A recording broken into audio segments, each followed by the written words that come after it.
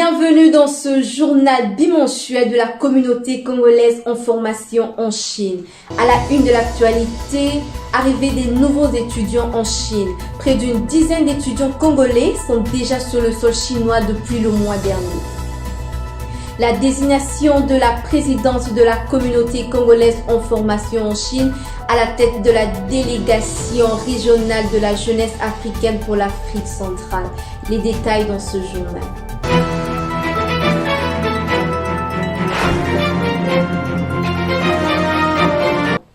Je vous le disais en titre, la présidente de la communauté congolaise en formation en Chine, Madame Joséphine Guibemba Mboukou, vient d'être désignée à la tête de la délégation régionale de la jeunesse africaine pour l'Afrique centrale pour un mandat d'une année par la Fédération des associations d'amitié Chine-Afrique, FACA en sigle.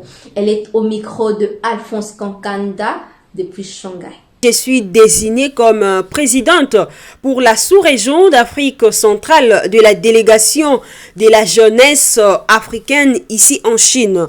C'est pour coordonner les jeunes de pays de l'Afrique centrale qui se trouvent ici en Chine, comme je le disais. Je suis désignée par la Fédération des associations d'amitié Chine-Afrique, qui est une organisation pour sceller davantage l'amitié entre les peuples sino-africains. Alors, le but de la FACA, c'est justement de décloisonner l'espace et les domaines de coopération gagnant-gagnant entre l'Afrique et la Chine, mais aussi d'assurer une meilleure coordination des initiatives sino-africaines de développement en tirant une meilleure partie. Plus d'une dizaine d'étudiants congolais ont finalement rejoint leurs universités respectives.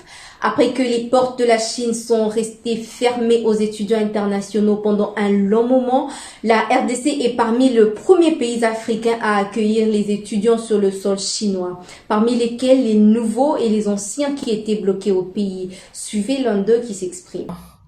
Maintenant, c'est les retours. Je fais partie du premier lot de Congolais qui rentrent.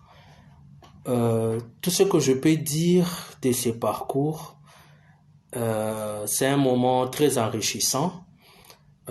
Déjà, partant du pays, de tout ce qu'il y avait à faire comme démarche, comme orientation avec l'ambassade pour pouvoir se retrouver ici. Le plus dur peut-être, c'est le moment de confinement, mais aussi grâce à la communauté, c'est finalement un moment où on est particulièrement suivi. Pour ce, je remercie notre présidente et toute son équipe, la présidente Joséphine et toute son équipe qui ne ménage aucun effort pour avoir de nos nouvelles, mais aussi l'équipe de Ngwanzou. Autre chose à présent, dans le cadre d'échanges scientifiques entre membres de la communauté congolaise en formation en Chine a organisé le mois dernier une conférence sous le thème recherche scientifique comme moteur de croissance de la République démocratique du Congo. Conférence animée par le docteur Arsène Tunga.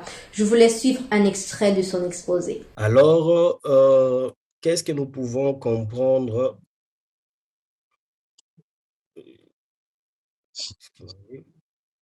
Qu'est-ce que nous pouvons comprendre de la recherche scientifique? Tout d'abord, elle vise à mettre en lumière de nouvelles informations ou en vérifier les anciennes afin d'augmenter ou de vérifier les connaissances.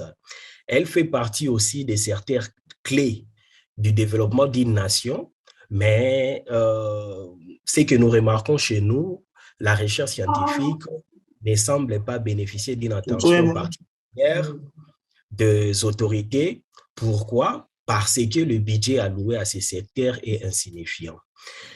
Mais nous avons remarqué que depuis la Seconde Guerre mondiale, le progrès technologique dans le domaine des transports et aussi l'introduction de nouveaux modes de communication tels que l'Internet, la téléphonie cellulaire ont beaucoup changé notre façon de vivre.